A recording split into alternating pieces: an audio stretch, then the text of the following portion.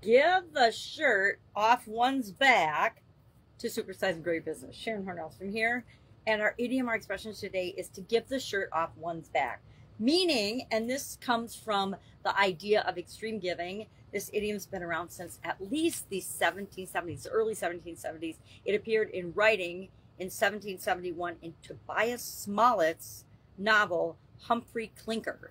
And he first shared the idea in writing. It was probably around before then, because by the time things show up in writing, they've probably been used in our regular ways of saying things that are beliefs that people have back in the time. So this is an example of extreme giving. If you are willing to give someone something, even to your own detriment or struggle or sacrifice, that's an example of extreme giving, especially like if it's a piece of essential clothing. Now, I would give the shirt off my back as long as I'm layering, right? As long as I've got another shirt under it. My kids, I'm proud to say, and they actually showed an example of this yesterday, which made me so proud, are the type of human beings that would give the shirt off their back. They're willing to help people in any way, shape, and form that they can. My son especially is such a kind-hearted young man and helps so many people all the time. It blows me away. I like to think I help people, but he takes helping other people and sacrificing his own time and energy by helping other people to a whole new level.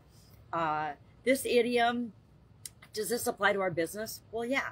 If we're not willing to sacrifice and do what we can to help the people that we're here to serve on the planet, our business might grow and might supersize, but as far as longevity and leaving a legacy, is it the legacy that we really want to leave? Are we setting the example for other people within and outside of our organization?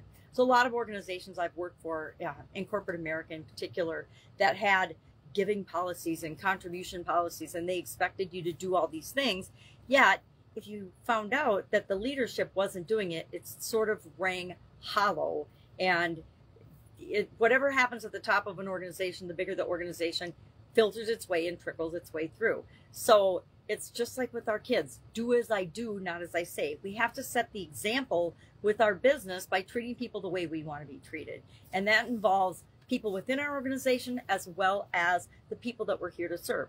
Are you willing to sacrifice some of your time, energy, and attention to develop the people in your organization so that they can continue to grow and serve the people that you're all here to serve better?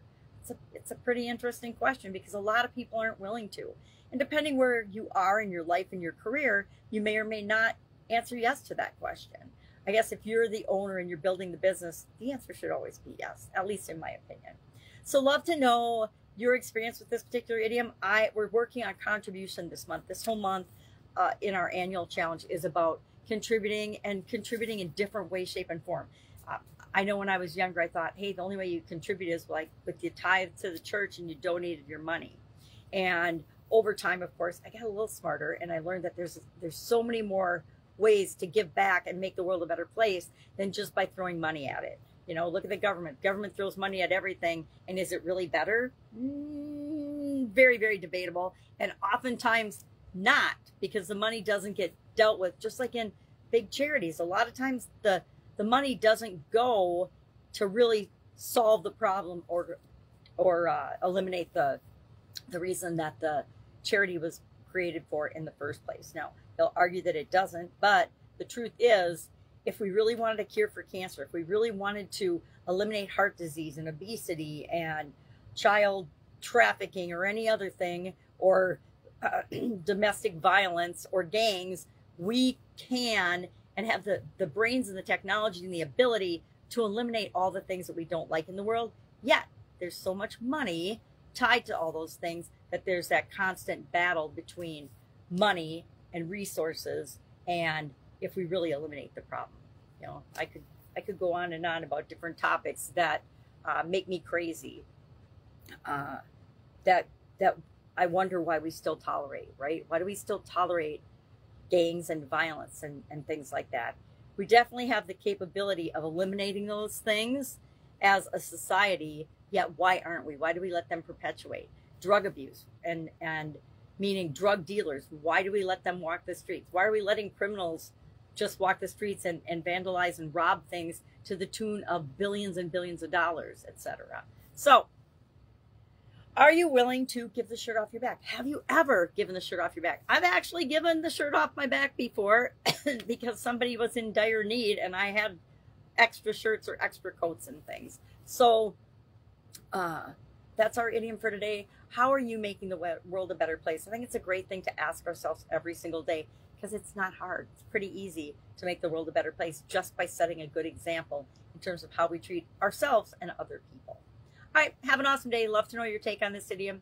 And I will, of course, visit you tomorrow with another one, another interesting idiom, probably on the topic of contribution giving this entire month. All right, have a great day. I'll, of course, be with you tomorrow. Bye. Go give someone your shirt today.